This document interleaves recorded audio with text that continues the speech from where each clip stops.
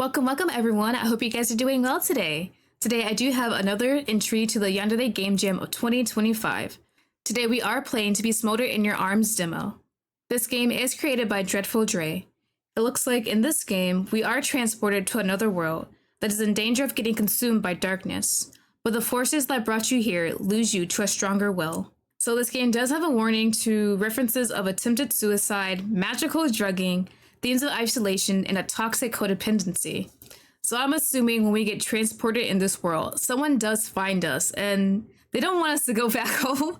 I've seen the art of the girl and she looks very pretty. I'm very interested to see how she kind of forms a connection to us. Maybe she sees that we're kind of lost and scared. We don't know where we are. We don't know what to do in this new world.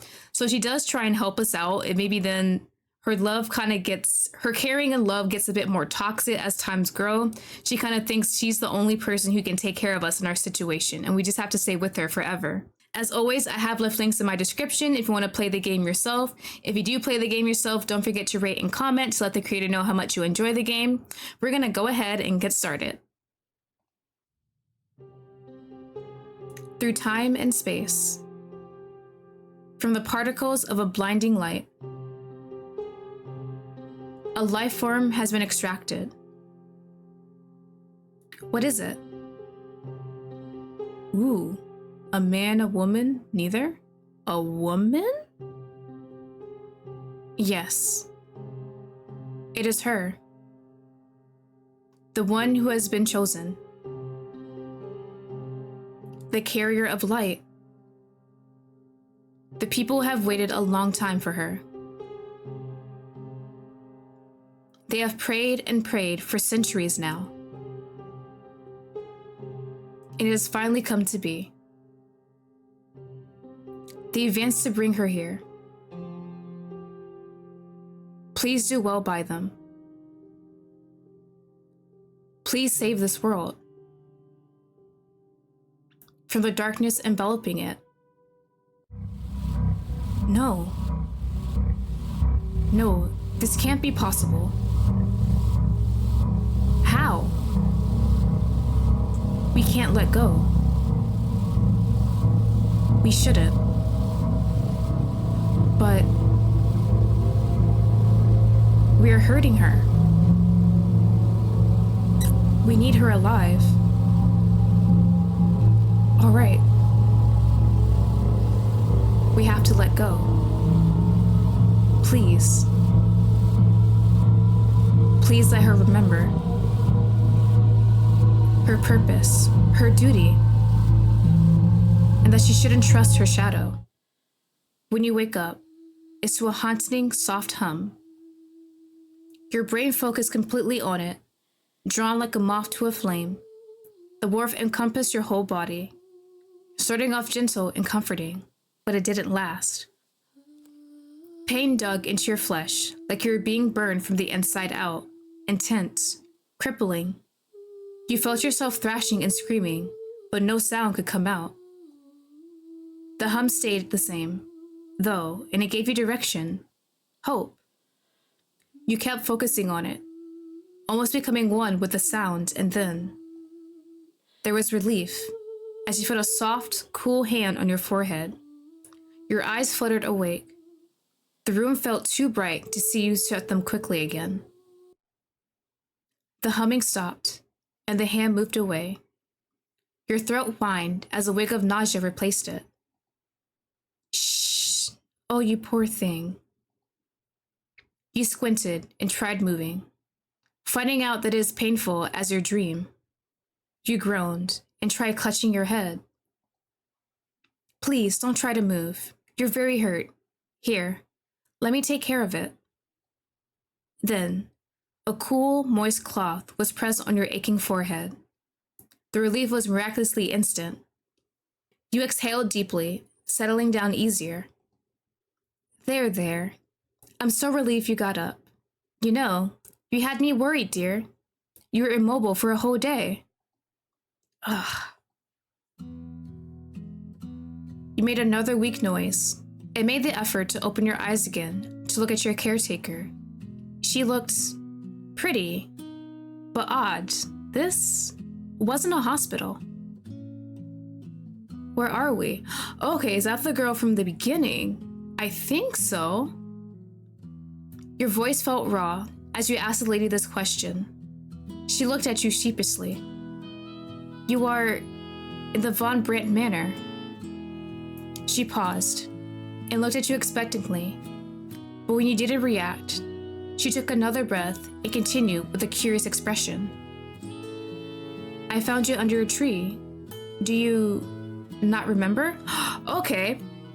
So in the opening scene, we did see that lady who was talking about finding us and we need to help get rid of the darkness in this world. But it seemed like she knew that she was hurting us, which she shouldn't have. And we did see that tree in the background with us there, so I'm assuming that's us. You grimaced and tried to think back, but it felt like there was a heavy blanket over your memories. You weakly shook your head. I don't remember much of anything.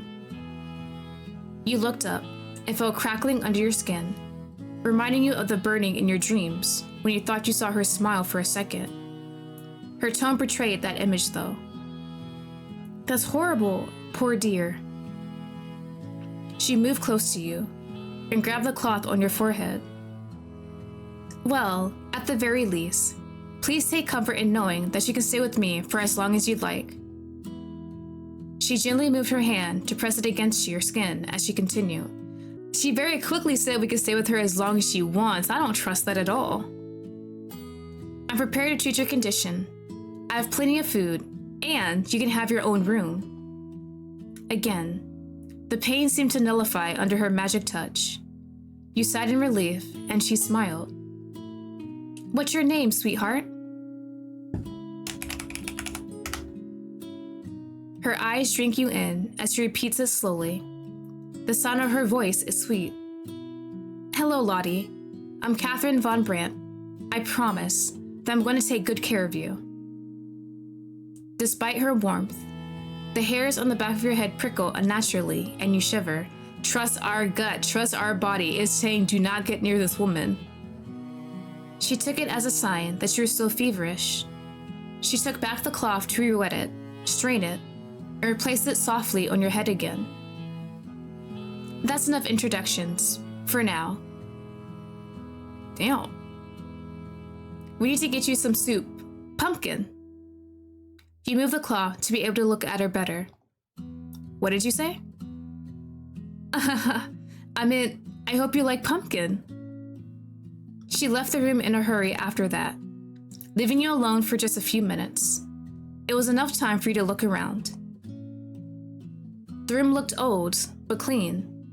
The intricate carving and the wooden accents made the place look surprisingly fancy. You wondered again how you got here, and for the first time, you questioned Katherine's appearance as well. Ah, so you don't know we've been isekai'd. She was wearing a dress that looked old-timey, like something out of a Renaissance festival. The top was faded in color, and a long skirt bunched out from underneath. Both looked naturally worn. Her hair was a long, tangling mass of red waves that poured far down her back. You wondered a little how she managed it. Her whole aesthetic was cute. Just as you began to admire her, she surprised you as she appears in real life with a food tray. She set it down gently on the bedside and put up a chair from the desk in the corner. Before you could ask her a question, she turned around to face you with a bowl of soup and a spoon hovering between you two. I appreciate the gesture, but I think I can feed myself at least. Here you go, darling.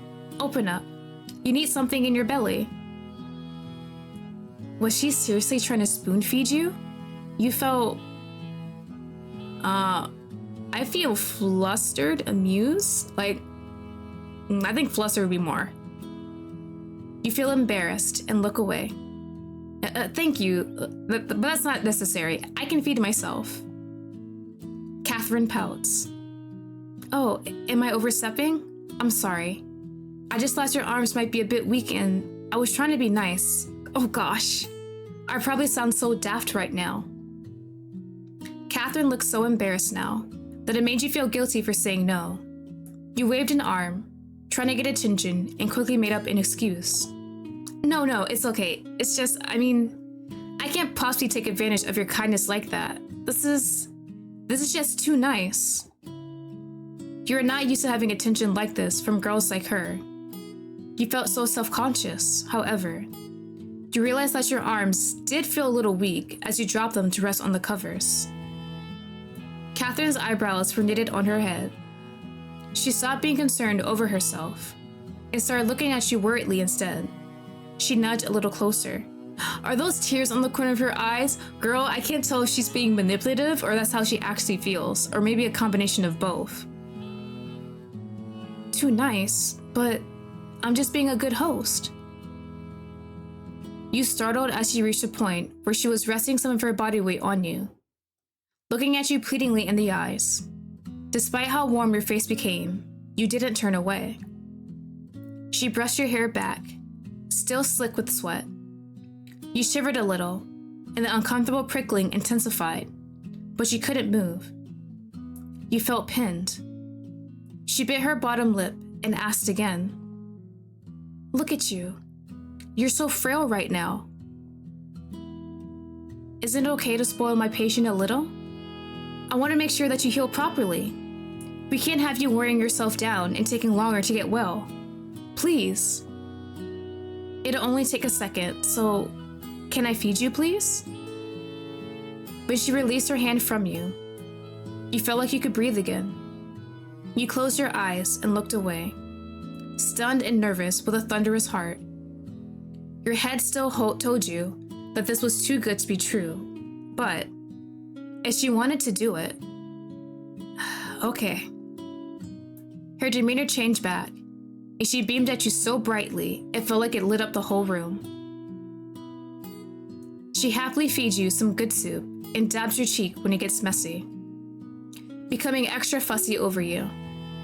After enough coddling, you eventually get enough courage to look at her again. Her smile never faltered. You ate your meal in a dreamlike state. It was warm. Once the meal was finished, the mood had become lighter. Katherine set the bowl aside and sighed.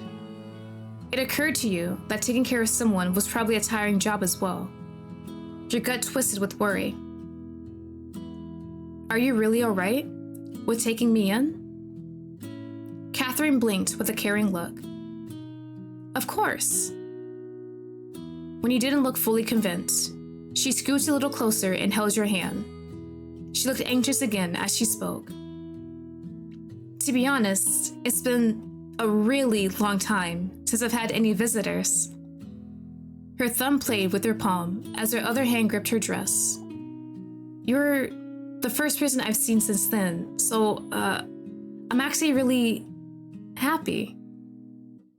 You felt very concerned for her all of a sudden and held her hand back. That sounds so lonely. So, you don't have any family? Friends? After a silent pause, you kept questioning. What about work? Do you ever leave your home for that? I think we still assume we're in our regular world. We haven't been transported to a different world yet. And Katherine, she's nice, but there's something off about her. It's just the way she's so eager to take care of us. Like, I understand wanting company if what she's saying is true, how she doesn't have anyone else, that she's really lonely, but it feels too weird. It feels too quick. Katherine's breath stuttered, and she took her hand back. You overwhelmingly felt like you really fucked up. Oh, fuck. I'm sorry. It's okay. It's just a very long story. I can explain it. It's just... She got up from her seat and looked down at the floor as she gripped the back of the chair with her nails. Not now. You need to rest. She's actually trying. I feel like I'm being really manipulated. Like, I feel sad for her, but at the same time, I know I shouldn't trust her. Your heart ached for her as she looked so sad. You should have known better. Where are your manners? It's okay. I messed up by asking too many questions. You don't have to share it with me at all, even. Katherine smiled and tucked a little bit of hair behind her ear. She turned around and picked back up the tray she had brought in. I swear, I'll tell you another time. But for now, you should sleep. She moved to the door. I'll leave this open just a little bit in case you need anything. Please don't hesitate to call my name. She gave you a grin and waved as she slowly left the room. Good night, dear. When you were alone, you settle into your pillows and think about your situation more. Yes, please do. We just accepted how we're in some random lady's house and she's giving us food and everything, and apparently we got injured. Like, no, can I get a phone? Can I call my family? Something, any kind of urgency. You still couldn't remember how you had gotten here, but the darkness of the room felt familiar. You could hazily recall something that felt like a dream, a voice. You remembered it feeling foreboding, but you can't recall what exactly it said. It bothered you as much as the burning had. You breathe out and face the sides, looking at outlines of the fancy furniture. You suddenly felt very out of place, and your skin just won't stop prickling. Through the small crack, you think you can hear the lingering humming again. 1 month in captivity. I'm sorry, it has been a month since we've been here? Have we not tried to contact any family, friends, or work? Hello? What? A month has passed. In the beginning, your symptoms were really touch and go. As after your initial introduction to Katherine, you were struck by high fevers, chills, nausea, and a burning under your skin that made you want to claw it off. A hospital, actual hospital, please. Don't just expect Katherine to help us out here. There's no shot. She definitely has magic and she is manipulating us. She's making us sick on purpose. Katherine was a blessing through all of this. She looked after you every day without complaint, cooling you down, cleaning you up, feeding you soups, and doing the best she could to keep you comfortable. And you know what? Through the extremely painful haze, you swore that just holding her hand was soothing enough to put you to rest. Little by little, her care paid off. You're feeling much better, and went from being completely immobilized to walking around the room with her guidance. You had the occasional weak spell here and there, but more than that, you're starting to feel restless. You decide today would be the day you tell her. The door opened at the same time as usual. Katherine walked in with new clothes and a big smile. Hello, sleepyhead. Got something new for you to wear again. I'm going to leave these over there and let you take off what you're wearing now so that I can wash it later. You smiled sheepishly back and got up from your bed. Okay, but before that, Katherine. She looked at you curiously, her face a little concerned. Yes, sweetness? You tried explaining to her that you'd like to help her today, to be able to get out of the room and walk around, finally. Her expression deepened, and she went to touch your forehead. Well, you're not heating up, and you seem to be able to stand by yourself, but how is the burning feeling? Does your skin still sting? The burning was starting to act up again just a while ago, but again, her hand on your face had driven it away. You shake your head and tell her that it's okay. She smiled at you gently. Okay then, in that case, I will allow you to come with me and help me wash our clothes. But please, tell me when you feel tired and I can finish on my own. You agreed, hope that you would be able to hold out till the end. With that, she took your arm and led you out of the door. You were in awe as you walked around the estate together. She showed you the washroom closest to you, the kitchen, and the dining room. We were really stuck in bed for a whole month. We never checked out any other places. Okay, so this will be a good time to get a scope of the land. Everything was old, but beautiful and spotless. From the bottom corners of the rooms to the rafters in the hallways, you wondered about it out loud. How do you keep everything so clean? Katherine seemed to stumble a little as she came up with an answer with a tense smile. It's a force of habit, just something to do. You decided to keep any follow-up questions to yourself, feeling that this wasn't a good time for them. You slowly walk through another corridor and can look outside at the garden. There are a few pumpkins still sticking out that hadn't been cooked yet, along with other vegetables you couldn't make out. It looked like it had been as tidy as the house before, but now it was overrun by smaller, clunkier plants. You thought about visiting it, but you had already reached your own destination.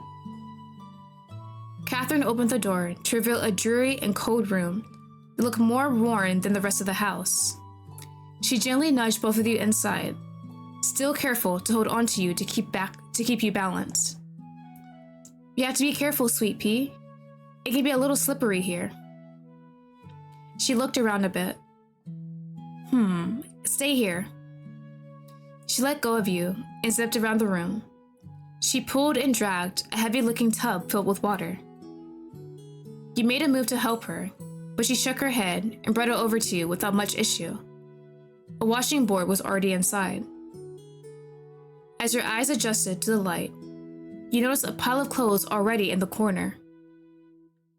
Katherine zipped over to grab them and brought a comfortable-looking mat to the floor next to you.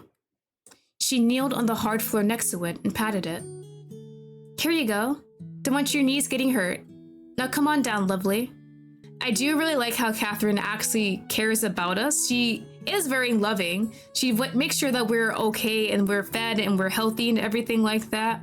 But there's still something I just can't trust about her. I don't know when it's gonna get dark or not, or we're just gonna see her continue to be manipulative if something doesn't go her way. Also, I have never used a washboard in my life. I've seen videos and it looks hard as hell. My arms are noodles. I cannot do this. What? You don't have to give me the mat. What about your knees? Katherine tisked and patted it a little harder. Tut tut. You need to learn to take instructions better, pet. I'll be fine. It's your body we should be worried about. Now come on. She gently reached for your hand and tugged it a little. You sighed and followed suit. She handed you a little bar of soap that smelled a little medicinal, and she began to show you the ropes. Washing clothes was hard work. It took a lot of pressure from your arms that you weren't used to after spending a month in bed. You still gave it your best to clean all the shirts you dirtied, as you felt responsible for the mess. On your third one, you wondered out loud. Where did you get all this clothing from? Did you make them yourself? Katherine let out a little laugh at the idea. Oh no, I haven't been able to make my own clothes like this. I just repurposed some old clothing and tailor it a little for you. You took out the newly washed shirt, wrung it, and flicked it in the air, thumbing the neckline a little. You didn't know much about clothing materials, but this was soft and felt like it was a good quality. These shirts are really nice. Thank you. You tried smiling at her, but you noticed her expression looked a little guilty. After a pause, with the only sounds of her scrubbing, she sighed. You don't have to thank me. They were just my father's. You took in her demeanor change with that revelation. Her shoulders were hunched, and she couldn't look at you. She just kept scrubbing away like it was the only thing keeping her tethered to there. You felt bad. Katherine, I don't miss them, just to make that clear. It's okay. I'm not feeling anything like grief. I just am honestly glad that they can be useful. She laughed a little, lifting the trousers she washed out of the water. I had to keep his stuff clean, like everything else, just out of obligation. But sometimes I debated doing so. It was just extra work, you know? She began wringing them, the movements a little harsh and janky. Still, it's good that I didn't let them rot, because now you're here, and they've served you well. She got up from the ground, standing. So really, me putting in all this work has really been worth it in the end, and that has been really relieving to see. She turned her back to you and started flicking the excess moisture away. A fake smile plastered on her face. Your gut sank. Katherine. She didn't turn to face you. She just kept flicking in an aggressive manner, her breathing getting a little ragged from the force. You couldn't get through her like this. Ah, hug her? She might not want to be touched, but we can help her breathe, right? You dropped your shirt in the pile and rushed to get up and face her, even through her jerky motions. You put a hand on her shoulder and gently talked to her. Katherine, breathe, please. Breathe with me. Come on. At your nudging, her gaze finally found yours and she stopped her movements. You rested your other hand on her other shoulder and continued. Despite her sudden bout, you got her to follow through with her eyes stuck to yours the whole time. Finally, she was breathing normally, and she looked presently mindful again. You smiled at her earnestly, and she smiled back. Thank you, darling.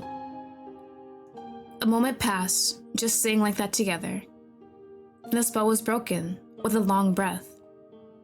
I'm sorry I got like that. It's just, so much of my life is bad, and I don't want to ruin the peace we have, but I also feel guilty not telling you, and it's like it's immature of me to want to keep this little fantasy. Her breath hitched again. The last thing you wanted was for her to have another panic attack. Your hands moved to hold her own, and you called for her attention again. Don't feel bad. It's okay. I know you want to talk about these things, but you don't have to force it. It will happen when it does, when you're ready. Until then, we can just live in the present, okay? Katherine looked away from you, blinking back tears, and nodded as her hands fidgeted with yours. Okay. You both smiled at each other, but quickly. She seemed to get embarrassed, and she chuckled. Well, we still have work to do. You nodded and let her go. Yeah, let me get another... Oh, wait. Whilst taking a step back, you slipped on some soapy water on the ground and went tumbling back. In a flurry, Katherine grabbed you, twisted you both to take the brunt of the fall, and landed on the washing bin. You shut your eyes tight when the water splashed, only feeling the seconds tick through the sound of your heartbeat. When you felt your body reorient yourself, you opened them again and tried getting up. Fuck, Katherine, are you okay? You paused as you looked down and noticed the position you were in. Yeah, that's what I expected as much. Yep. You were lucky you had only been partially submerged. Katherine was completely soaked, and she had landed entirely on the water. Both your arms and legs were on either side of your body. Your body heat intermingled as she stared up at you with wide eyes and a deep red face. The feeling of her breath with the cold from the water made your hair stand on end. When your eyes connected, she flinched and looked away. I'm sorry. I was trying to soften your fall, I swear. I didn't mean to... Your reaction is to... I'd be frozen in place, like I don't know what I'm supposed to do next. Like an animal caught in headlights. You couldn't move from your spot. You couldn't even respond. Your eyes were glued to her, and you didn't know how to proceed. After a few painful seconds, she noticed this, and finally looked back at you again. Are you alright? Darling? Her hand reached over to touch your face, and it broke through your facade. You flinched and sputtered as you tried turning away from the display in front of you. Oh, I'm so sorry. I didn't mean to stare. Sweetie? Shit, that was probably creepy, and this position is so awkward. I'll move. Yeah, sweetie! You had tried pulling away from her as fast as you could, only to almost slip again like you hadn't learned your lesson the first time. Her hands clenched around your shirt collar and yanked you back on top of her, getting closer than before. When you looked at her, her expression was pleading you to stop. Hey, look at me. I would never call you creepy. Never, never, ever. You've been a very good companion to me. Please believe me when I tell you this. I like you plenty, so please. You have to be careful. I told you, the floor is slippery. I don't want to see you get any more hurt. Your cheeks were still warm, but you felt yourself calming down with the help of her words. You took in deep breaths and nodded, feeling embarrassed. Yeah, I'm sorry. She let go of your shirt and smiled at you soothingly. It's okay, dear. Are you okay? You gave a curt nod and looked back at her, realizing that you hadn't even asked her that. What about you? I fell on top of you. She tried laughing and got up a little, sloshing the water more. I'm fine, but it is uncomfortable here. Can we get up? You got up and helped pull her from the tub. To your relief, she could stand on her own, and she assured you again that the fall did not harm her in any way. You had both been lucky. As you both squeezed dirty water from your clothing, the chill of the water settled on your skin and made you sneeze. Katherine was immediately on you again, fretting and touching your forehead with her warm hand. Oh no, we can't have you getting sick again. That's it. No more washing clothes for today. I need to prepare a warm bath for you fast. You leaned a little into her touch, finding yourself unable to protest as you felt weak again. She took your arm and led you out of the mess you had created, to be cuddled and fretted over once more. You were in good hands. Is that the end? Wait, no, give me more. I kind of got sucked in with Katherine taking care of me, to tell you the truth. She's a good manipulator. Like, I know she's 100% serious of taking care of us, but nah, I still can't trust her. Bro, do I want to be taken care of, or do I want to get out of here? Being manipulated and taken care of. That might not be so bad. Katherine doesn't seem like that bad of a person, honestly, as far as I can tell. I don't know yet if she's killed anyone or has any dark secrets in her closet, any skeletons. I might honestly just trust her a bit. Like, there is technically a reason to not trust her. Like, I haven't gotten back to my world. I haven't contacted anyone, my family, coworkers, friends, what have you. But she is taking care of us. I'm so conflicted with Katherine. Oh my god. She actually did really manipulate me. All right, that was To Be Smoldered in Your Arms demo. I really enjoyed that one. Katherine has me hook, line, and sinker. I might just stay in her care if she's that nice. She cooks for me. She cleans for me. I just gotta keep her company. That's kind of like the dream right now, honestly. Don't forget, I have left links in my description if you want to try out the game yourself. If you do play the game yourself, don't forget to rate and comment to let the creators know how much you enjoyed the game. So that is it for today's video. I hope you guys all enjoyed it. Don't forget to subscribe, like, comment, what have you. I'll always be releasing new content. Love talking about anime men. Anything with anime men, I go crazy for. And I hope you guys all have a wonderful day. Bye bye!